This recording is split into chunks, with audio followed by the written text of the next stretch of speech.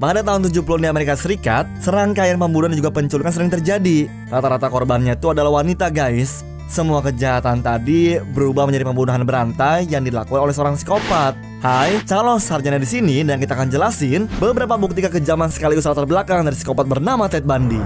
Oh iya, kita mau gitu nih. Jangan lupa buat klik subscribe dan like juga ya. So, nggak usah pakai lama lagi, siapin diri dan nikmatin videonya. Tampan menawan, berkarisma, cerdas, pendidikan bagus, seorang psikolog, itulah semua kelebihan yang dimiliki sama si Ted Bundy.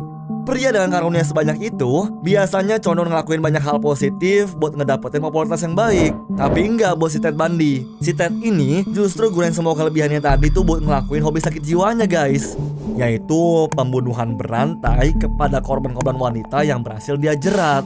Mungkin di Indonesia nggak banyak orang yang tahu kali tentang si playboy psikopat yang satu ini. Tapi di Amerika Serikat sana, Ted Bundy tercatat sebagai orang gila terkejam yang paling ditakutin di abad ke-20. Dikabarkan korban wanita yang udah dia habisin mencapai 100 orang selama tahun 1970-an. Tapi dia cuma ngakuin 36 pembunuhan dari 7 negara bagian di Amerika Serikat pada tahun 1974 sampai 1978. Setelah berhasil menjerat para korban, dia bakal membunuh dan mengoleksi beberapa kepala mereka untuk dijadiin kenang-kenangan sebagai tanda keberhasilannya. Totalnya ada 12 kepala yang ditemuin polisi dalam apartemen dia.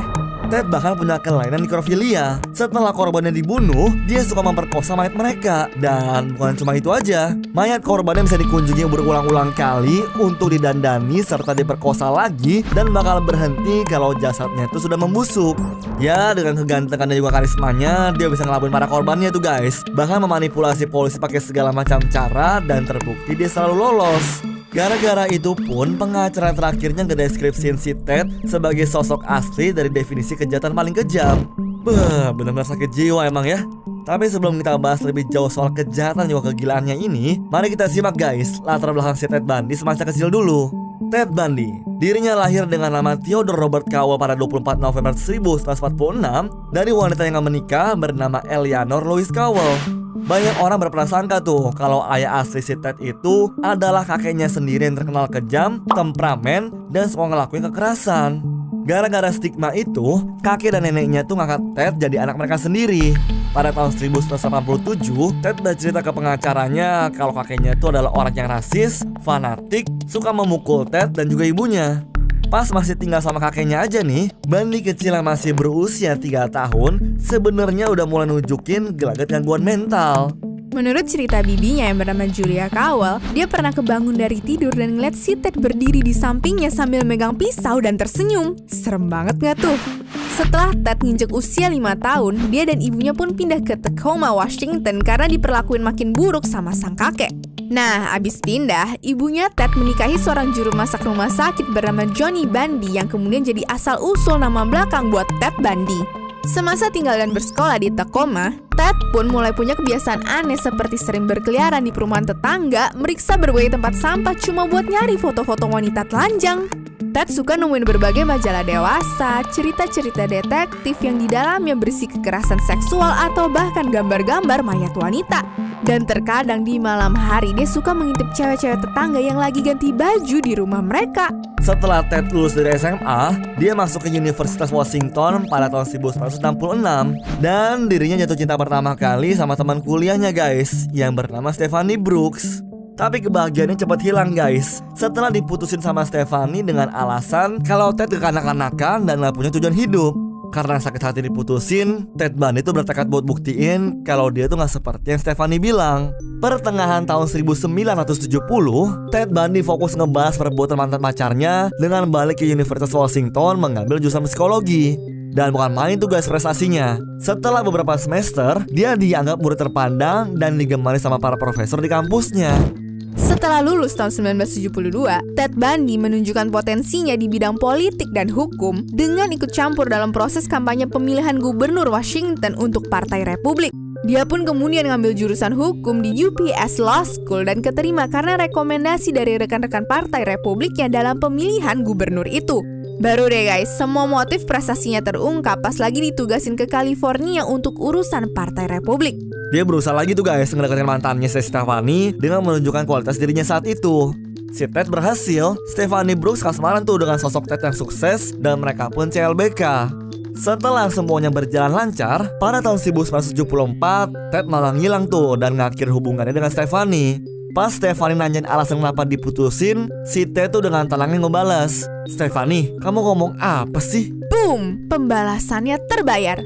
Semua itu dia raih cuma buat balas dendam. Segala urusan politik dan perkuliahannya pun langsung dia tinggalin. Dan sejak dari sini guys, Ted Bundy pun berubah 180 derajat.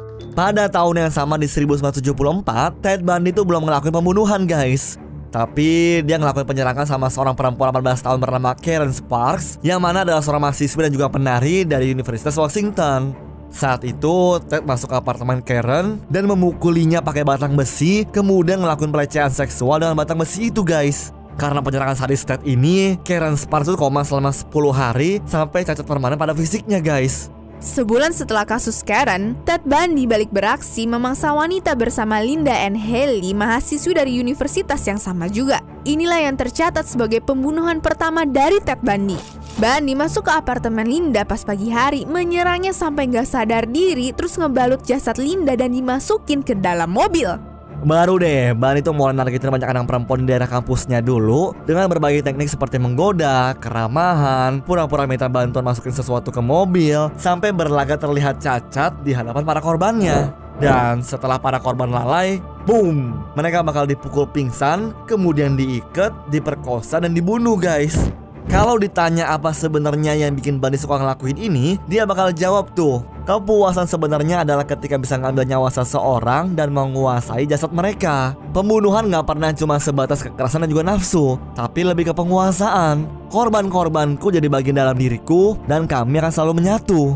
5 bulan setelah pembunuhan Linda, Bundy mulai menculik dan membunuh 5 gadis dari Universitas Pacific Northwest. Di antaranya adalah Donna Gail Manson, Susan Elaine Rancourt, Roberta Kathleen Parks, Brenda Carol Ball, dan Georgian Hawkins.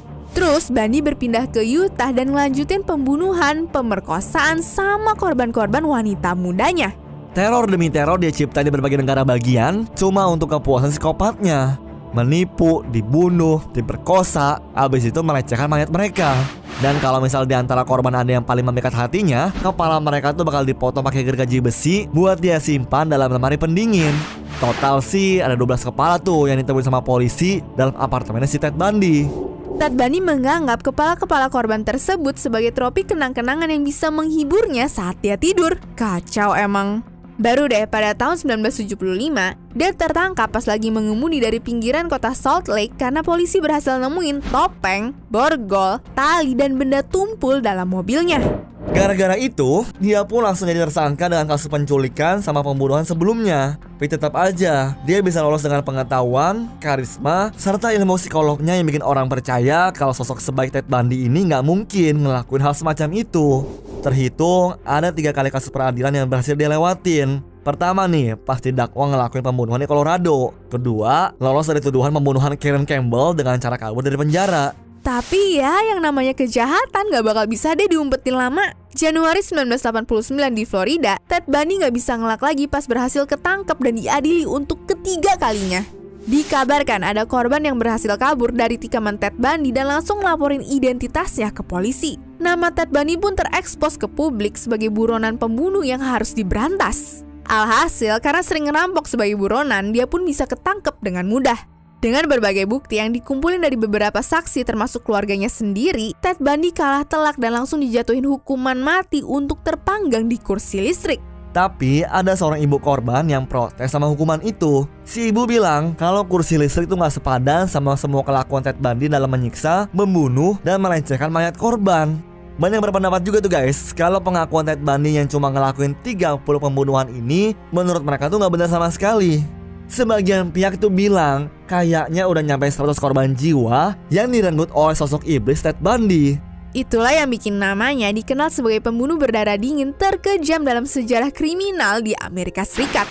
Satu pelajaran yang perlu kita petik dari kisah hidup Ted Bundy adalah jangan menilai orang dari tampang dan luarnya aja. Kita nggak tahu ada iblis apa di balik orang asing yang nggak kita kenal. Karena semua korban Ted Bundy tadi terjerat dengan penampilan luarnya saja. Menurut ilmu psikologi, sifat dan perilaku seseorang juga ditentuin dari lingkungan keluarganya, guys. Masalah keluarga yang tadi gue jelasin dalam latar belakang si Ted Bundy udah jelas ngaruh banget sama tingkah laku dia saat dewasa. Anyways, cukup sampai di sini ya guys video hari ini. Sampai jumpa di video selanjutnya. Dah.